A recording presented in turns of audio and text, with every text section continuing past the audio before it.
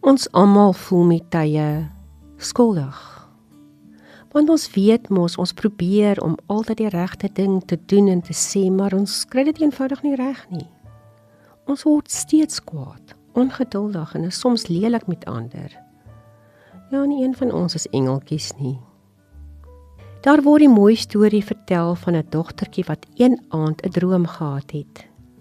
Die volgende dag vertel sy opgewonde vir haar oupa dat 'n engel in haar droom aan haar verskyn het.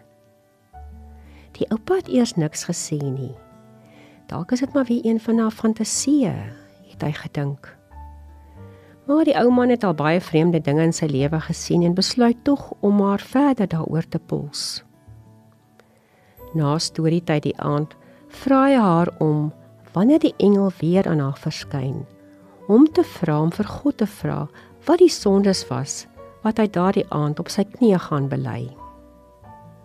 Ek sal, oupa, was haar laaste woorde voordat haar oogies toegeval het. Die volgende oggend kom sy so half deur die slaap by haar oupa sit waar hy op die stoep sit en koffie drink. Hy sien dadelik dat sy kleinkind nie gelukkig is nie.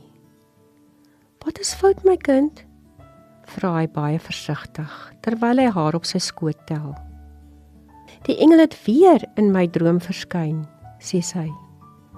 "Maar dis tog 'n goeie ding? Het jy onthou om hom te vra oor my sondes?"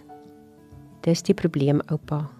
Die engel is daar weg om vir God te vra, maar toe hy terugkom het hy gesê dat God glad nie kan onthou wat die sondes is wat oupa bely het nie.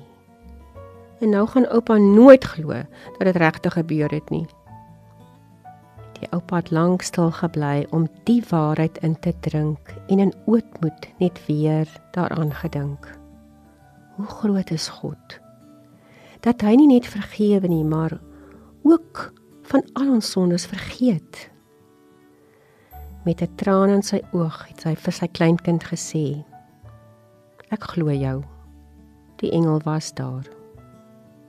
Kom ons wees elke dag maar net weer bewus van ons droogmaak. Bely dit met groot opregtheid en die strewe om môre beter te wees. Ja, kom ons word ook vandag rustig in die woorde van Micha 7 vers 17. Hy sal ons jammer kry. Al die verkeerde dinge wat ons gedoen het, sal hy onder sy voete vertrap. Hy sal nog meer as dit doen. Hy sal dit baie diep in die see gooi. Dit sal so goed wees of hierdie verkeerde dinge nooit eers gedoen is nie. Kom ons bid. O heilige Verlosser, vandag kniel my hart diep gebuig voor U in verwondering oor U grootse liefde, U omarming van gebroke mense en die eindelose genade wat U vir mense gee. Mense soos ek. Amen.